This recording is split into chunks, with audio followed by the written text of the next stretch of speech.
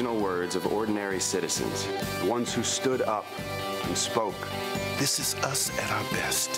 What was really said by regular people who had no idea they were making history.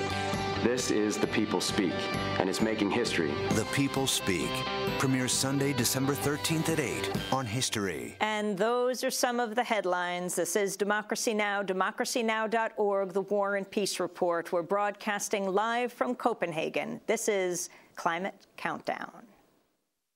We are watching you. You know what to do.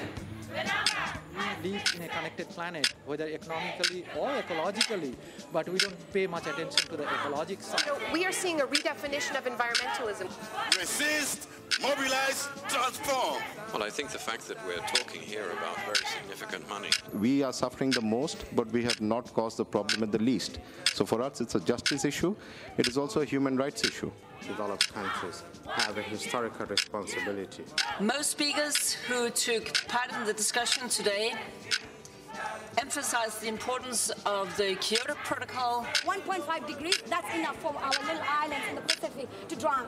So people, wake up. Climate change is real. You know what to do. The number has been set. Break your climate threat. This is Climate Countdown. I'm Amy Goodman. We're broadcasting live from Copenhagen, here in the Bella Center, what many may consider at this point the Bella of the Beast. As debates between rich and poor nations over emission cuts and funding continue on this fifth day of the COP15 Climate Summit, here in Copenhagen, we begin with an overview of the week's developments. Inside the Bella Center, the divide is between the rich and poor nations of the world. The rich countries have proposed a climate fund of $10 billion a year from 2010 to 2012 to help developing countries adapt to climate change. Poor countries say that's too little. Meanwhile, U.S. climate negotiator Jonathan Pershing said the Obama administration's willing to pay its fair share, but added that donors, quote, don't have unlimited largesse to disperse. The lead climate negotiators for India and China addressed some of these concerns, along with the European Commission's Director General for Environment at a news conference on Friday morning. The question is not whether it is desirable to reduce the rate of growth of emissions in developing countries. Of course it is. The question is who pays for it. It would just be an enormous waste if we were to leave from Copenhagen not understanding that economic growth in developing countries that is crucial, a fundamental right, recognized by everyone, needs to be achieved in different forms in which economic growth has been achieved in the past, and that this is possible. For the developed countries, when it comes to emission space, their fundamental attitude is that what is mine is mine. What I've taken away from you, I've got to keep. For us, the developing countries, our position is our emission space is under occupation, and we want them back. That was China's top climate negotiator, Yu Qingtai, preceded by Karl Falkenberg of the European Commission and Indian climate negotiator Chandrasekhar Dasgupta. Debates have also emerged over the Kyoto Protocol itself. On Friday, the 42-member Association of Small Island States announced its proposal for the summit.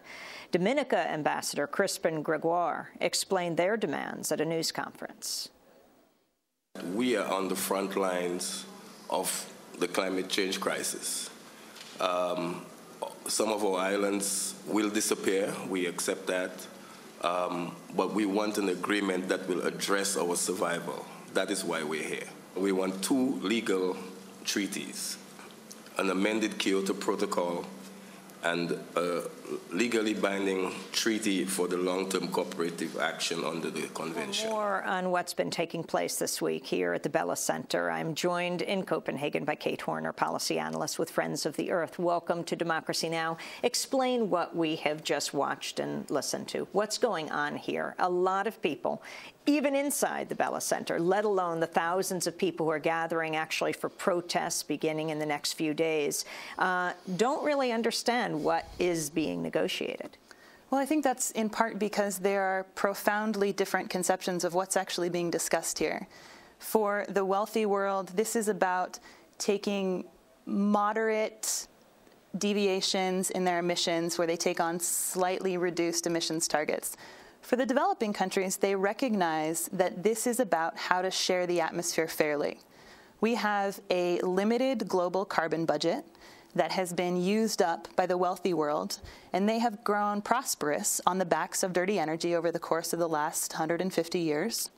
And they've used up the space that should be made available to developing countries to develop. And so what we're talking about right now on the table is how do we share the remaining space fairly amongst the whole world? How do we ensure the survival and the dignity and the livelihoods of everyone on this planet?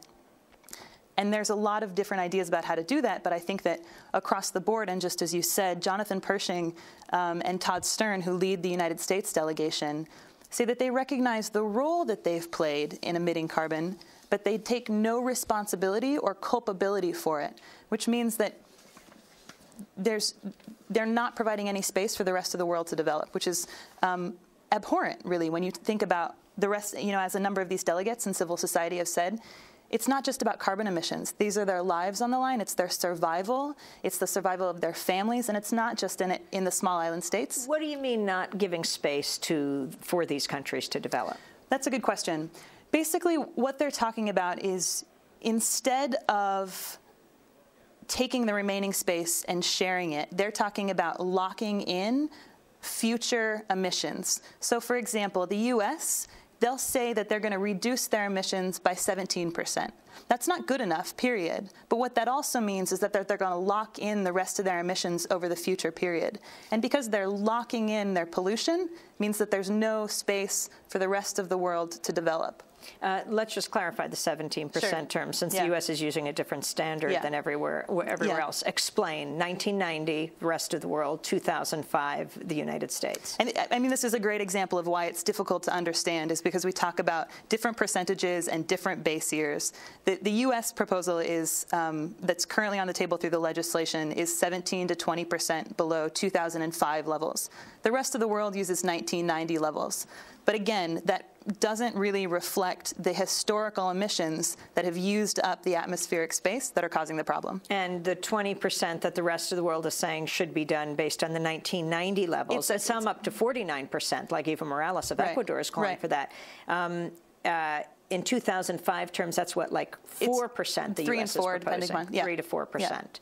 Minimal. Talk about the Danish text, this secret text that was leaked a few days ago. The Guardian put it out, and then everyone responded. And then what the text is today. Sure. So let me just talk about the process of this. This is not the World Trade Organization. It's the UN, where all countries should have a fair and equal voice at the table. And what the Danish Prime Minister Rasmussen has done is totally betrayed the UN process of multilateralism, and he has betrayed the Danish people in their long history of being fair and balanced in international affairs. And he has consulted with a rich, select few countries and created a text that is essentially a marriage of the EU proposal and the US proposal. So regardless of the fact that the text is abhorrent and reflects the needs and desires of the rich world and totally ignores the rest of the world, the fact that he's even created a text is unacceptable. And I think that's on both counts. Developing countries have been very clear that it's unacceptable. And the text now? And the text now, we don't know. Hopefully, the Danish Prime Minister has heard the message that the process needs to continue under the negotiations ongoing.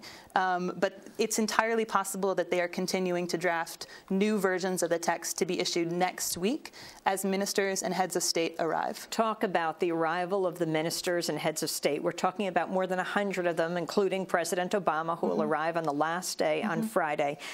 What kind of pressure is being exerted? What is going to happen in this next week? In the rest of the show, we're going to talk about what's going to happen outside and maybe inside the Bella Center. But what's going to happen with the delegates? So ministers are, right now we have delegations here. These are negotiators. These are often technocrats who are coming here to lobby on behalf of their countries. Ministers who are going to come on the weekend are going to have to engage on some of the political questions. They may answer them or they may defer to their heads of state.